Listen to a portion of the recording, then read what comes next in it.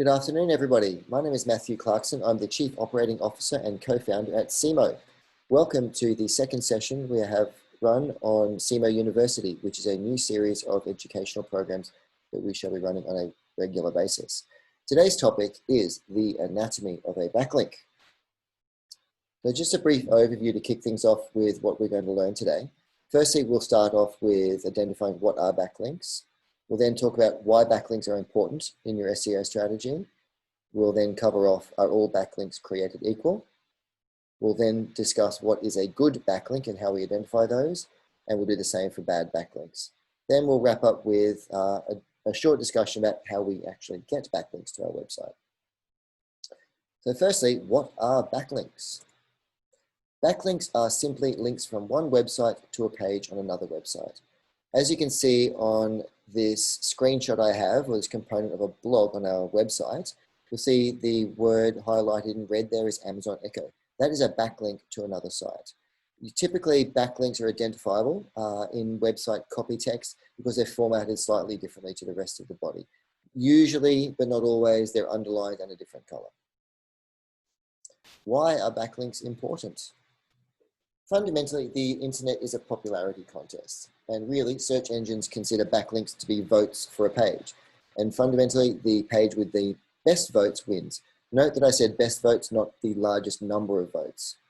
Now, that's important because, and we'll cover this in a little bit more detail shortly, but there is a good thing about, there are good links and there are bad links, and there are lots of links and quality links, and we'll talk about that in a little bit more detail. But in a nutshell, links tell a search engine like Google or Bing that content is valuable, credible, and useful. Now I'll just run a scenario past you. Now imagine you write the world's best blog on a particular topic. It doesn't matter what it is, but you could have all of your title tags, your meta description, your H1, your body copy, nicely written. All of your images have alt tags correctly marked up. Could be the best article in the world, but how does Google know that? So Google will compare for any search term, so a term relating to your blog, they will spider all of the websites in all of the world. They'll then come back very, very quickly with all websites that have content regarding your search term, and then they very quickly have to prioritize which piece of content to show. And one of the key ways that they do that is by the number of links. So what they say is, okay, is this website here with 1,000 links? Is your website with 0 links? More likely that the one with 1,000 links is going to be a better article than yours. Not necessarily saying that's the case, but that's certainly an indicator to Google. That's why linking is important. So as I indicated in the previous slide, backlinks really do impact on rankings. So typically what we have is pages with higher number of backlinks, and certainly domains with higher number of backlinks tend to have higher organic search engine rankings. Specifically, we know that backlinks are one of the most important ranking factors. In fact, it's agreed that it's one of the 3 most important ranking factors. And we know from research, and there are companies that go out there and do a lot of research, they analyze results from Google and so on. What we know is that the number 1 result in Google, on average, has 3.8 times more backlinks than positions 2 to 8. So you can see, everybody typically gets pretty excited when they get on the first page, which is the top 10 rankings in Google. But really, the most important area to be is 1, 2, or 3. So the top 3 positions. And so the race to get from 2 to 3 to 1 is significantly more difficult than getting, say, from 10 to 8. And that's because you need so many more links for a particular keyword. As I said before, it's one of the 3 most important ranking factors. The other top factors are content, so the quality of the content on your website, and then also a thing called RankBrain, which is a machine learning algorithm that Google has produced to help interpret website queries. So someone could search for something that's related to your website. You may not use those specific queries, but Google will go, I think this website is related to what the user's searching for. Then they may prioritize your website. Not a great deal we can do about that, but certainly we can do things about growing the number of backlinks. So just keep in mind, if you want to get to the top position of backlinking, the top position on Google, you need to have about 4 times more links on average, and they need to be good quality links, of course, to the number 2 position. Now, moving on to, are all backlinks created equal? Short answer is no, they are not all created equal. Link quality is really important.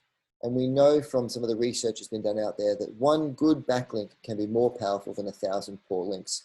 So there's links from poor quality, non-authoritative websites. So this is one of the reasons we say you should never focus on the raw number of backlinks when you're doing SEO. Yes, backlinks are important, but the raw number isn't as important as the quality and the ability of the backlinks you get to build your own domain authority. So how do we identify a good backlink?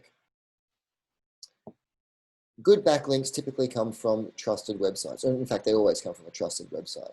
So links from authoritative websites are worth more than links from poor quality sites. So you have to look at it from Google's perspective. They say, okay, this particular website, they have an article, a link back from, say, Wikipedia and news.com.au, which are both high-profile sites. That one's probably better than this other website that has a link from Joe's blog around the corner. No one knows Joe's blog around the corner. So these other two sites are more authoritative themselves. They're linking back to your site. We see that as a good link.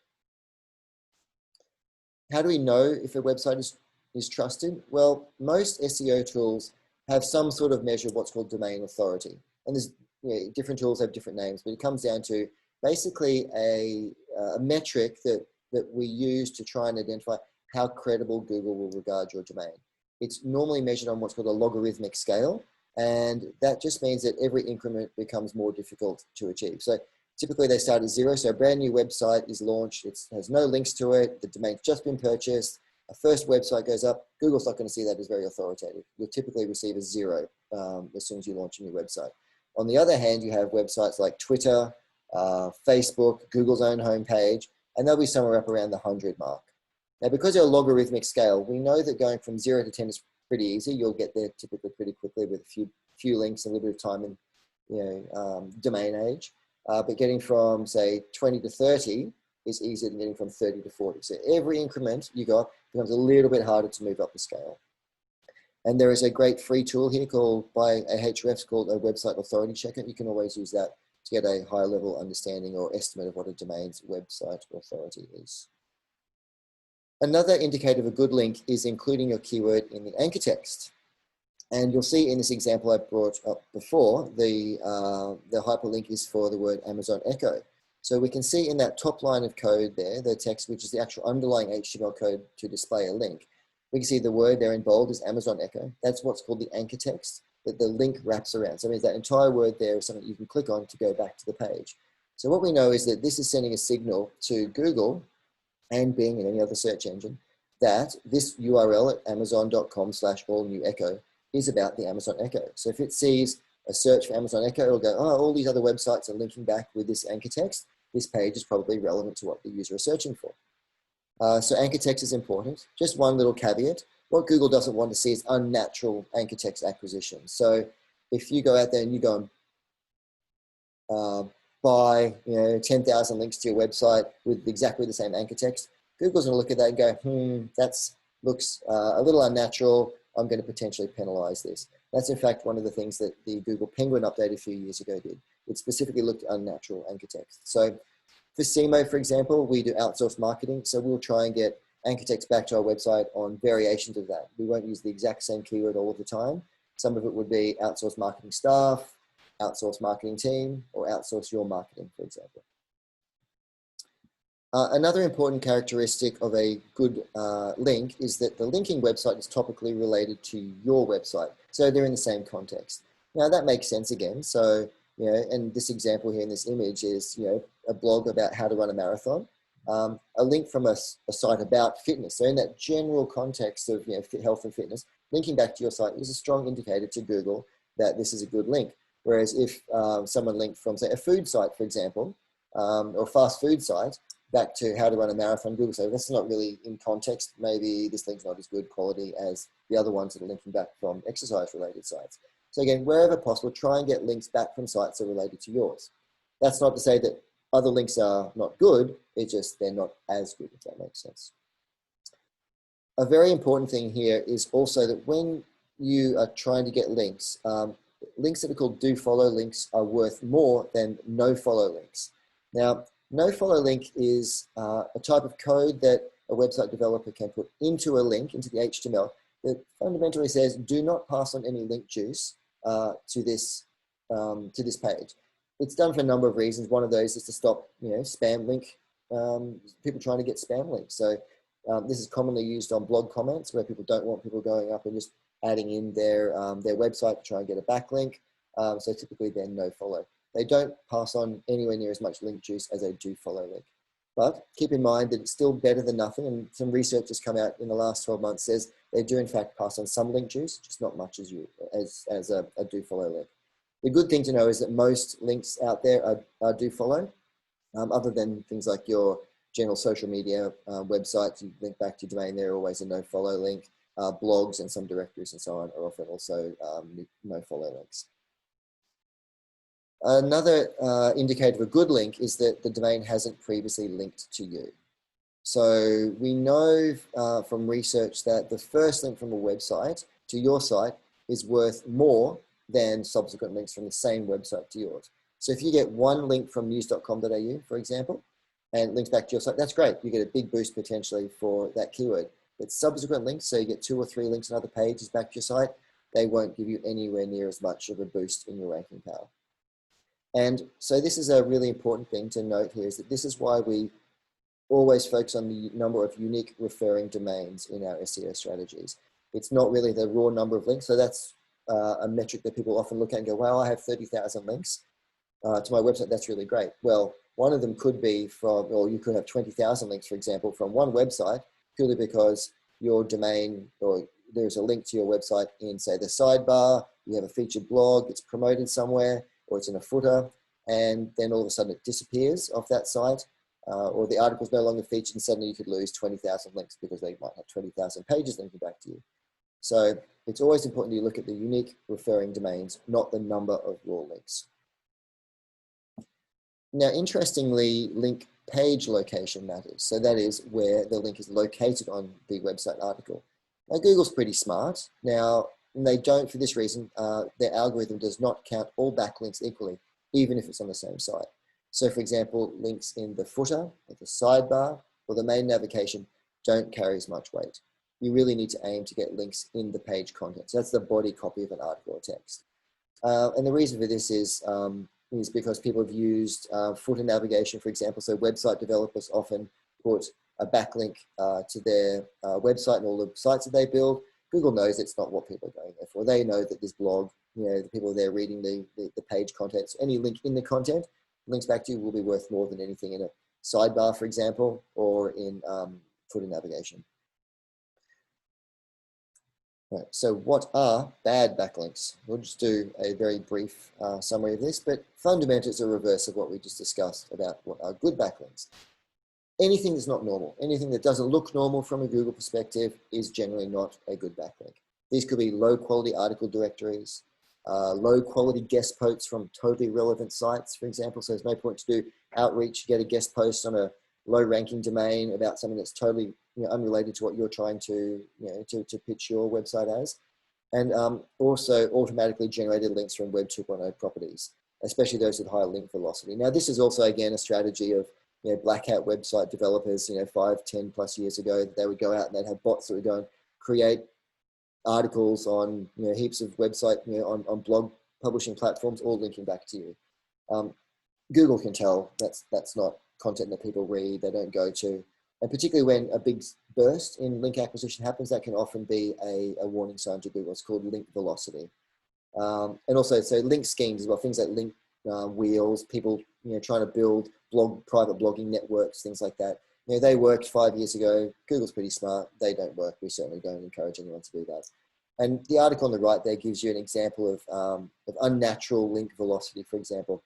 If Google sees, you may say you organically get 2 or 3 links a month to your website, you could suddenly have a peak of thousands because of someone goes and thinks it's a great idea to go onto Fiverr and pay someone $5 to get 1,000 links on irrelevant sites.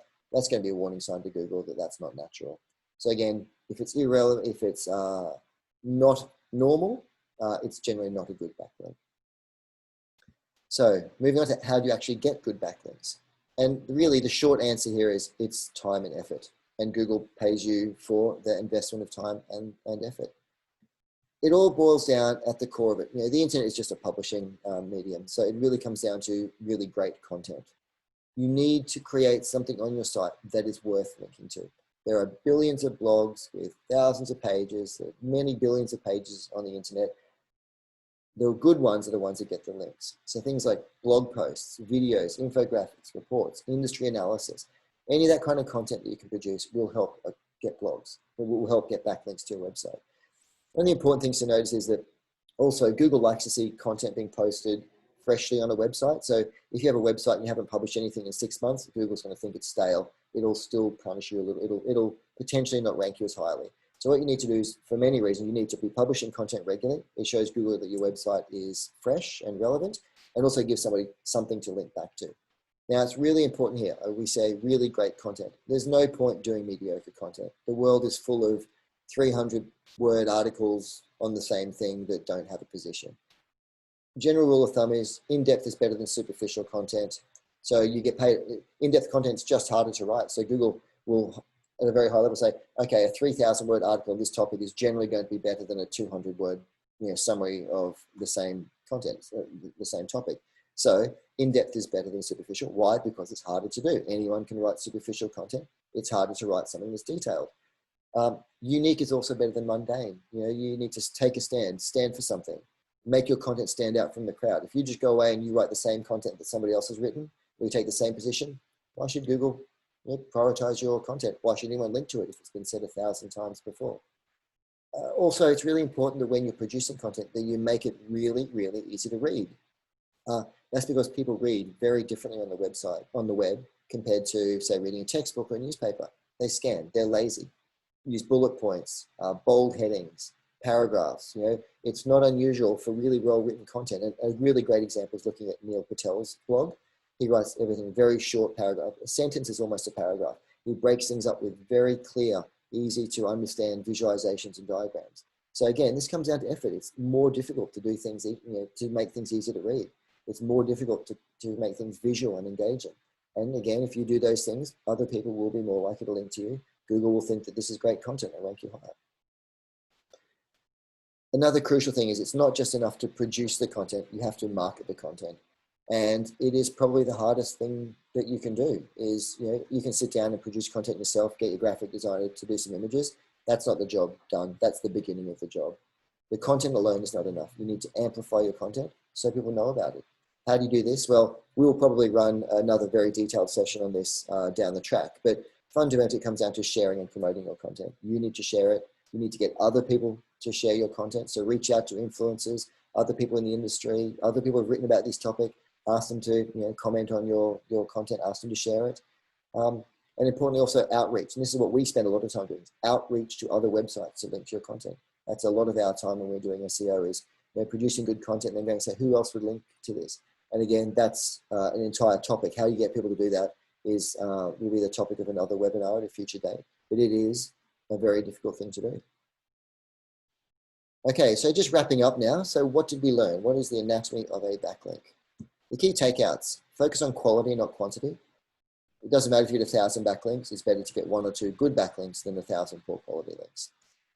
Consider your anchor text when you're producing links. What you don't want is lots of links to say visit here, because that means Google will think that your website is optimized for visit here or click here or learn more. You need to try and get people linking back to your website pages for the text that your page is about. And again, just reiterating that needs to be natural. It doesn't need to look, you don't want 1,000 links from poor quality sites all with exactly the same anchor text. Google's smart. They'll pick up and realize that you're spam link building. Again, focus on unique linking domains are more important than the number of links. The number of people we see come and say, well, I've got 40,000 links. We go, yes, but they're from like 6 domains. It's not the other, all the other links on the domains are not really worth a great deal.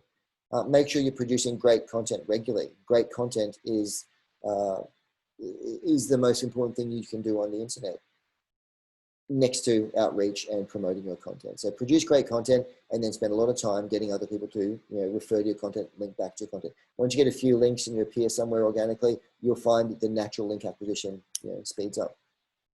And I guess fundamentally backlinking is very hard. It's by far the hardest part of SEO. You can optimize your website, you can make it run fast, usually in a day. It doesn't take a lot of work to do that. But building links depends on the amount of effort you put in. It's very, very hard to do well. One last piece of advice, and we use this regularly when talking to people, and this comes back to a lot of black hat SEO builders and link builders. if someone's doing something for you or you're doing something and you wouldn't be happy telling your Google executive what you're doing, if you wouldn't be happy, then you're not doing the right thing. If you'd be happily tell Google exec that this is what you're doing, this is what your strategy is, then you're almost certainly going to be okay. Okay, just a couple of resources I want to share with you that we've used in the production of this presentation.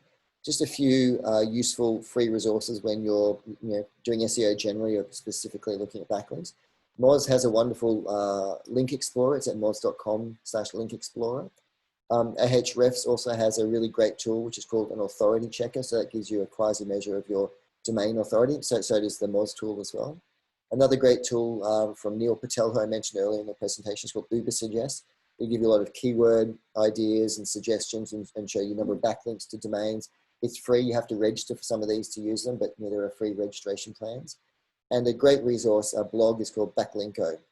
And we've actually used quite a few of the images from Backlinko. It's a wonderful, really great example of really high-level, exceptionally produced content. I would very strongly recommend you take a look at that website. And just a couple of credits. Some of the charts used in this presentation were sourced from backlinko.com and from neilpatel.com. So credit where credit is due. Two wonderful resources I would encourage anybody to take a look at. And they're probably two of the best newsletters in the SEO field. I would strongly recommend that you sign up to those as well. Okay, well, that's about it for me. Thank you very much. And we'll be in touch.